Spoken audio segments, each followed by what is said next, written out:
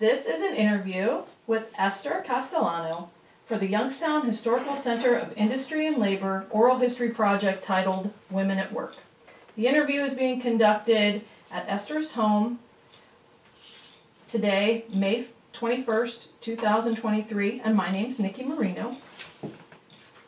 Esther, where did you and your family live when you were growing up? We lived up in the north end of Warren, Ohio. Mm-hmm.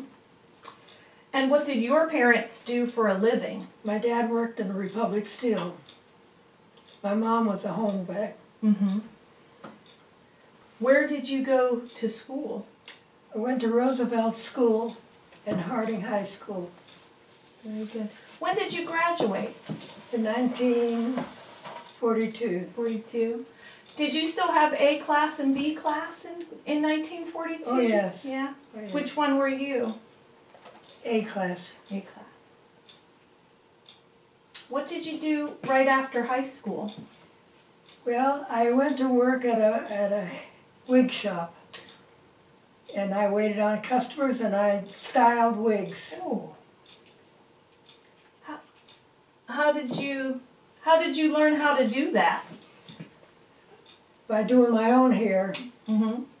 And then working in a wig shop, I had to style all the wigs that were on display. Mm-hmm. So that's how I automatically learned. Okay. I learned on my own, really. Did they help you to learn? Did they help give you ways to learn more, or was it? No, it was sufficient.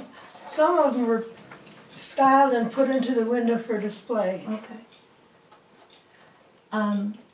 Did you do that during high school too, or out once you finished high school? My last year of school, I worked part-time.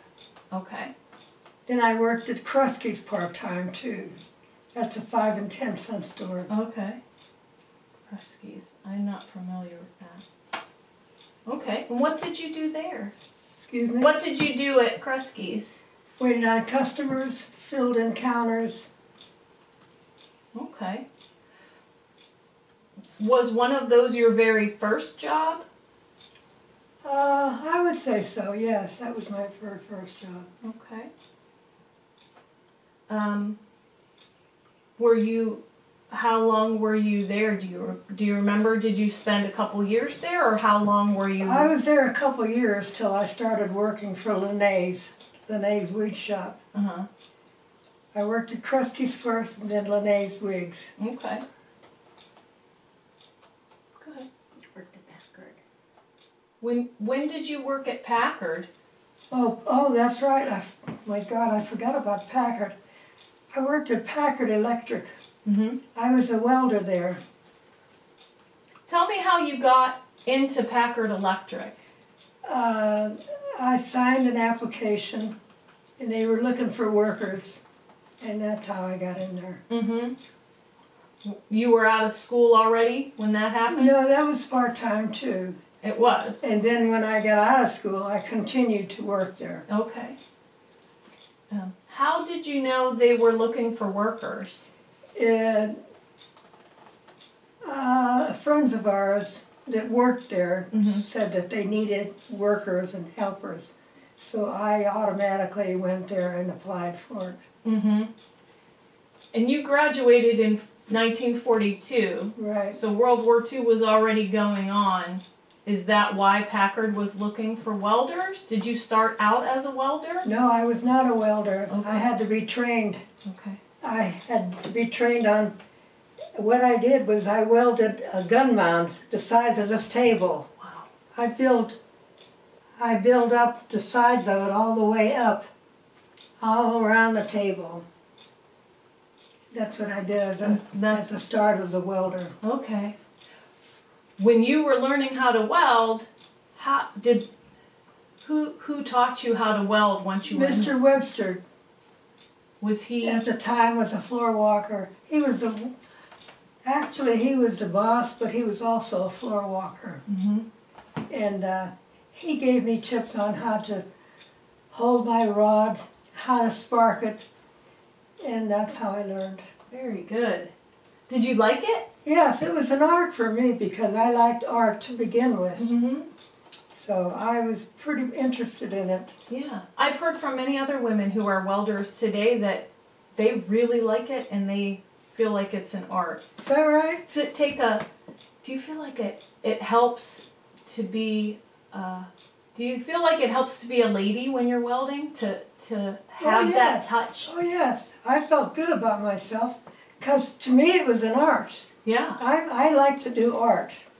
I like to draw, and that's part of my hobbies. Very good. So I did like that. Do you remember how long you were at Packard?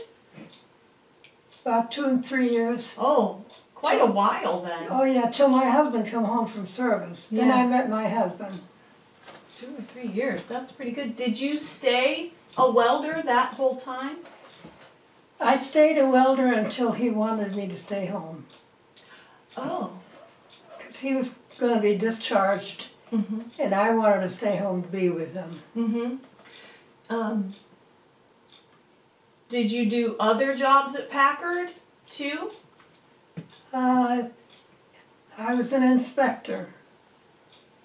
I worked in the wire mill, and I did terminals. That was 2 separate jobs. Mm-hmm. Mm-hmm. Did you get a chance to do other jobs there too, or? No, I wasn't interested in any other job because that was enough right there. Because Mhm. I still had a husband at the time we married, and he was home. And he was on his job, and I was on my job. Mm-hmm. And I wanted to quit. So when the war was over, they didn't just give you the boot? No, it was on my own. Mr. Webster, Uh-huh. that was his name. Mr. Webster said, if you don't come to your job, you're fired.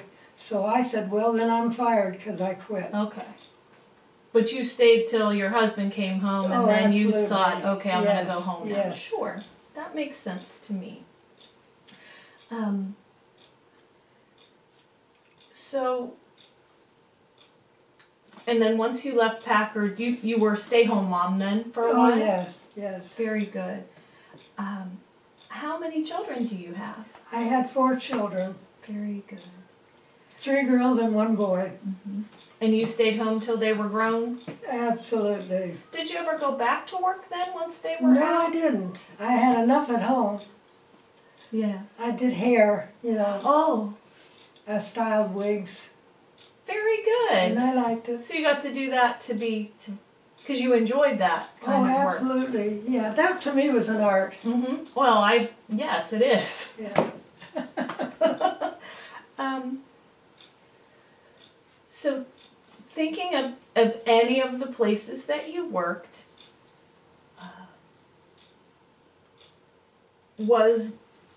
you talked a little about how you taught yourself to fashion wigs, and then it seems like when you worked at Kruski's, you did a lot of kind of customer service.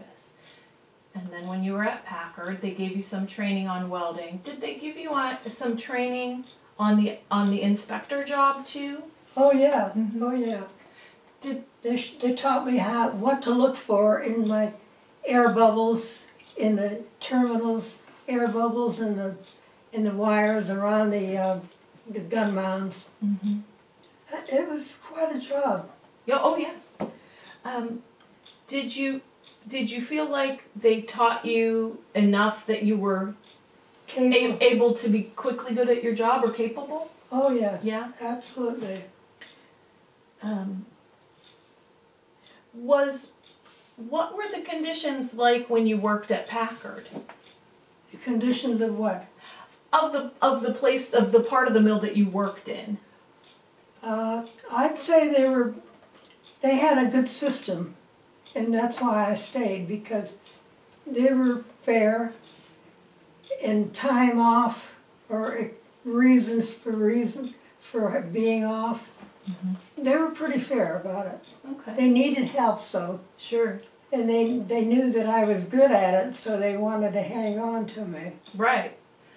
While you were there, did they have facilities for you to, like a locker room or a private restroom? Oh yes, I had a locker room, and I had all my stuff kept in there. Whatever I had, whatever I wore, whatever I took to work. Uh-huh. Did they have any ladies working there Like before? Oh, yeah. That was during the war. All the men were all drafted. Mm-hmm. Yeah. Yeah. But before the war, no ladies worked there. I don't think so. You don't think so? Okay. No, I don't think so, because at the time there was mostly women behind them teaching. They had stalls. They had a bunch of stalls right alongside of it. Okay. And each one had a woman working in there or training to be welding. Okay. How to spark it and how to keep a runner of the welding. Make it smooth. Yeah.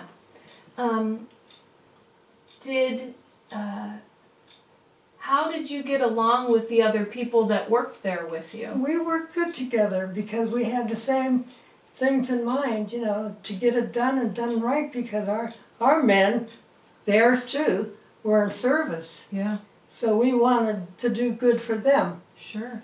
Did you have lots of women and men together working with you? Not so many men. Yeah, they were. Men were on harder jobs. Like when I started working on airplanes, I worked on airplanes too.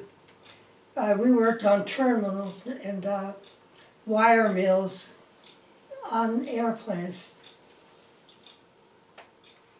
Mm-hmm. Yeah. So and was it kind of the same work, just in a different capacity? It was all in welding. Yeah. So you got to really touch a lot of things. Yeah, it was. I liked it. Yeah, very good. And so, did you feel like how many ladies did you work with? Would you say? I would say there was 6 to 8. Okay. In my department, especially in the gunman department. There was about 6 to 8 women working together. And did you get along pretty good? Oh yeah, we did. We had everything. We had everything in common. You know, we breathed in the same fumes, had the same stuff to weld. So we had pretty much in common. And did you commiserate outside of work too? Did I what, dear? Did you hang out with those girls outside of work? No, because I worked 8 hours and I had to go home and cook for my husband. At the time I had no children because we were just married. So I was anxious to get home and take care of my family, my husband. What about the time when your husband was still away, but you were at Packard while he was gone some of the time too? Yes. Did for you? a short time. But then when he came home, he wanted me to either have part-time or quit. Yeah. So they didn't want to give me part-time, they wanted me on full-time. So they said, when Mr. Webster called, he said, if you don't come to work, you're fired. So he was talking to my husband, so my husband said, well, in that case, then she's fired. Very good. Did you, at any of your jobs, did you always work day turn? Yes, I did. Did you ever have to work afternoons or midnights? When Webster called me, he had more workers coming in. So he had to start making time for each one of them. So they wanted to put me on afternoon turn. Okay. So Mr. Webster called, said, you know, that she was going to start afternoon turn. And my husband said, my wife cannot work afternoon turn because she has a family here. Yeah. And he said to him, if she doesn't come to work, then she's fired. So my husband said, well, then she's fired because she's not coming to work. Very good.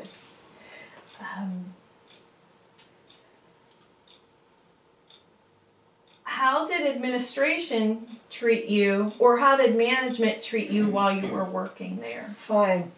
Good. They knew I was capable and devoted. I was a good worker, according to them. And they thought that they were going to lose something very good. And they expressed that they valued you? Right. That's nice. You sure you want to quit? You got a job and all that stuff. I said I had no choice, and my husband was going to be discharged pretty soon. And I wanted to be home for him. Sure. Did you ever go through any strikes while you were working? Stress? Strikes. Strikes? I'm trying to think. No, we didn't have. There, people were more devoted at that time. Very seldom you heard of strikes. Sure. Yeah. What did you like the most about that job? Well, the most I liked about the job was the fact that, to me, it was an art, and it was right up my line. I liked doing it, and I enjoyed it, and I thought I was pretty good at it too. Mm-hmm. And what did you like the least about that job? The least I had was the fumes that I got from it, because it let out certain fumes, and I was starting to get a sinus condition. As a matter of fact, one day when I was welding, I went to arc it, and the arch shot up into the air and flew in my babushka and caught my babushka on fire. Oh, no. And so that was on fire. Well, when I smelled it, I didn't know where it was coming. I heard it was coming from my own head. So it was then that I thought that. When I went home, my husband said to me, "You're quitting." Did it get to your hair too, or was your bushka enough? No, it was thick enough. The babushka was thick enough that it didn't go through yet. But Good. if I waited longer, it might have. And did you wear that to protect your hair while you're at work, or to keep it looking nice? Oh, no, I wore that. I had to wear it to cover my hair. Because hair, you know how hair gets, it fires up very fast. When you were welding, you'd have your bushka on, but did you have a full mask? Or yes. just glasses? I had a mask. Uh-huh. Oh, yeah. Did that help keep you? Yes. Good. Yes. Good.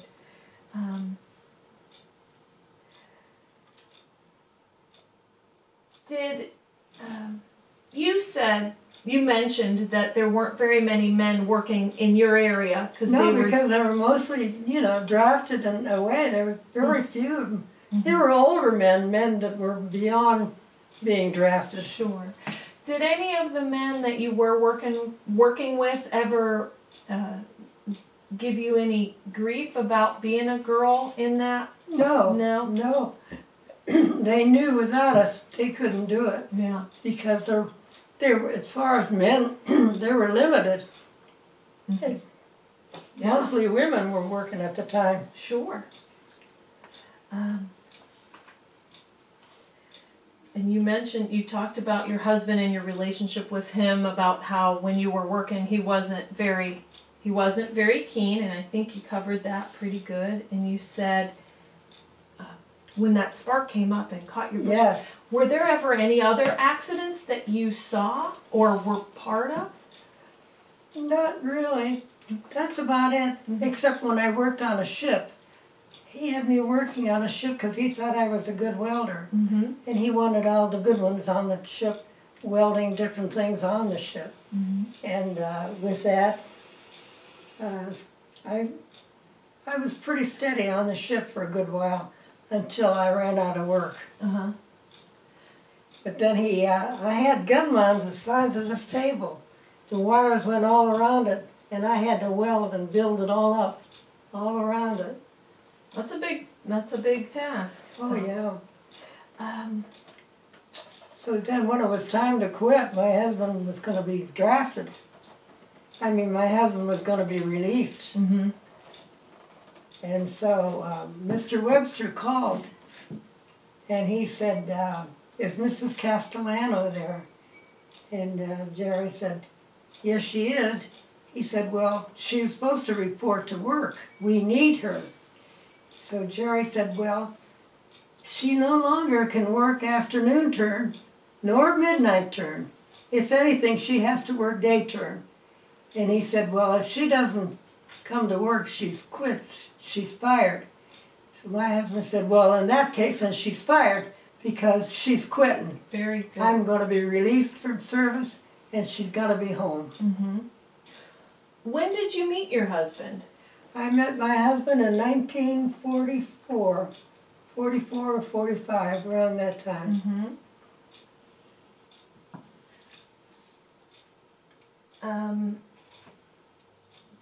Did you work at Packard long enough to have any pension? Any what? Any pension? No, No. no. Was there a union there for you when you worked? Was there a union there when you worked there for you? Yeah, the union stated that I had certain limitations as to hourly wages. Mm-hmm. Hourly wages. So you were part of the union there then? Yeah. Very good. That's why he told me that if she didn't come to work, she's fired. Because the union had certain times, you know. I see. I see. Did you ever see any episodes of violence at your work? Oh yes. Like I said, when I was learning different ways of handling the welding torch, a spark shot up into the air and got me in the babushka and caught my hair on fire. So I immediately grabbed the babushka and pulled it off my hair and threw it on the floor. And from then on in, I got a little bit scared, a little skeptical on being a welder. It was no longer interesting for me because it was dangerous. Sure, sure.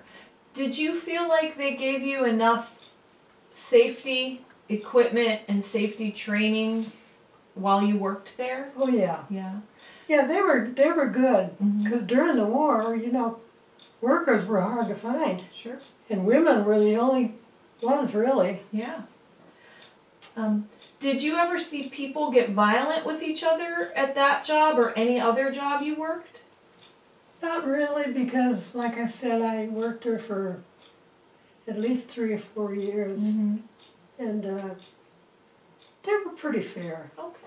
Yeah, because I don't think they had a choice. There wasn't too many working then. Yeah. Okay. And did you feel like being part of the union was beneficial to you and your coworkers? Oh, absolutely, absolutely. Very good. Do you have any other stories about work that you'd like to share? Any other works? Let me see. Well, I did catering. We helped cater. Oh. I helped my brother-in-law. He was in catering business. So he had me hired as a caterer. Was that later then when your kids were bigger? Right. That was like a part-time job. Okay. But the welding was a full-time job, Yeah. you know. Did you ever get to meet anybody famous during that time? No, not really. It was all local people, you know, like weddings and showers and so on. Graduates. Did you get to have an opportunity to fix up anybody special with your hair? Yes, I had a lot of customers that remembered me when I worked in the wig shop, and they had my number. So they would call me, and Mrs. Castellano, would you mind coming if I came over and you styled my hair? And I didn't want to get into that because I wasn't equipped to do work at home. But I told her yes. So I did have a couple that came in, and they were nice enough to come in, and they paid me. So, but I liked it. Very good. And you enjoyed doing that? Oh yes, very much. It was an art for me. Sure. I like art anyway. So that's part of my work. Oh, lovely. Do you get to practice art still? Yes. Oh, absolutely. I'll have to show you some of my artwork. I would love it. Yes. Yes, we'll definitely look at those things. Will you tell me how you met your husband? How I met my husband? My husband and my brother were stationed in service in Norfolk, Virginia. In fact, I had her first letter I ever got from him. I still have it. And with that, my brother-in-law, this Jerry from Brooklyn, he's this guy, talks about how, I said, I want to meet this guy. He's supposed to be such a good guy. I want to meet him. He said, okay. He said, we get a furlough in a couple months. Maybe he'll get the same furlough, maybe. Well, he did get a furlough the same time my brother got it. So my brother wrote to me and said, we're getting furloughs. Do you think you could meet us in Virginia? or in Washington, and I said, yeah, I think so. If Mom and Dad let me go. When I told my Mom and Dad, you know, they were against it because they didn't want me to be on the plane by myself. Mm-hmm. But I said, Mom, I've been writing to this guy I've been talking about him. You know who I've been talking about. She said, yeah, they're Jerry. She talked about Jerry. So we met in Washington, D.C. at the air base. Esther, he used to call me Esther. This is Jerry Castellano, the guy you've been writing to. I said, oh, hi, and I introduced him. But at the time, I had been going a little bit steady with a young guy from Niles. So I said, the only thing about this is I'm going steady. I can't break his heart, too. He said, well, if you want this one, you got to get rid of that one. Yeah. So that's what I did. But he was really upset. And he kept calling me all the time. You sure you want to do this? We've been going steady all this time. Who's here? Keep going. Go ahead and finish your story. So, they've been going steady all this time. And I said, yes, this is what I want. Mm-hmm. So he said, okay, then we broke up. So I broke off. That was in Washington, D.C. Mm-hmm. That's where we broke off. Who were you going with from Niles? A Sanfree Okay. from Niles. Nobody in the archives cares, but I'm So interested. that, Very good. So when you got home, you let that other guy go then? I did, and it was hard for me to do it because he was good to me too. Mm-hmm. And his whole family liked me and I liked them. It was hard, but I had to do it because Jerry was the one, huh? it was the You one. knew right away? Oh my God, yes. Yeah. Oh yeah. And then when he came home, tell me about that. Oh, when he came home,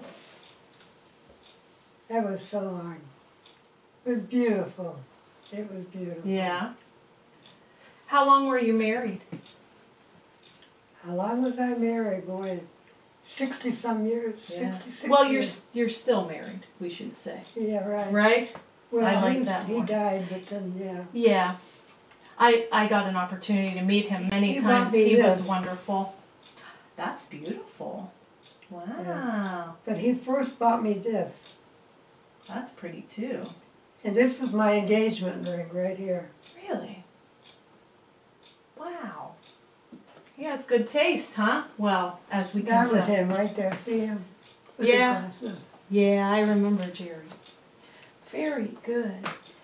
Anything else you want to tell me about anything at all? Well, I just want to mention that I hope my girls, and I'm sure they do, have a great marriage as I had with my husband. Mm-hmm. We had a good life, and I had a great family. I had 4 children, and my son, of course, he passed away.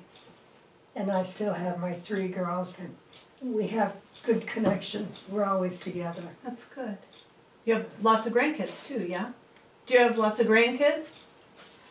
Well, see those 3 little monkeys?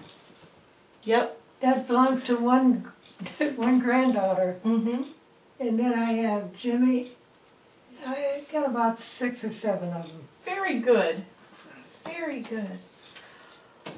And it's been good. It's been a good life, you know. Good. I hate to go back to some work things, but I want to ask you one other. Normally that would be the end of our interview, but I just thought of something too. When the war was going on and you were working, when you were out and about, did other people in the community recognize what you were doing at Packard? Oh yeah. Yeah. Because I wasn't the only one. There was a lot of young teenagers, unmarried and married, that were doing the same thing. Mm-hmm. Men were scarce to get because Mhm. they were all in service. Yeah. So yes. Very good. That's good for me, Esther. Thank you so much for talking with me. That was wonderful. If you ever think of anything else, you let me know. I'll come over and talk with you anytime you want. Oh, leave me your name and phone number and everything. Absolutely. Thanks, honey. And right now, this is the house that we bought, me and my husband. Mm-hmm. And that's my son, that big picture. And that's him on the bottom there. Were you able to move in here pretty close to when Jerry came back from the service? And then how long did it take between when he came back and when you got married? To buy a home? Before you got married. How long between when he came home and then getting married? Oh, you mean how long after did we buy a home? Sure. Good many years. Oh, Because we needed cash. Sure, sure. Very good. So he did well. He did well. Yeah. He was a good husband, a very good husband. He was a good man. I had the opportunity to meet him, so I was... Do you remember? I do remember him. I do very much remember him. We're good, honey. That's good.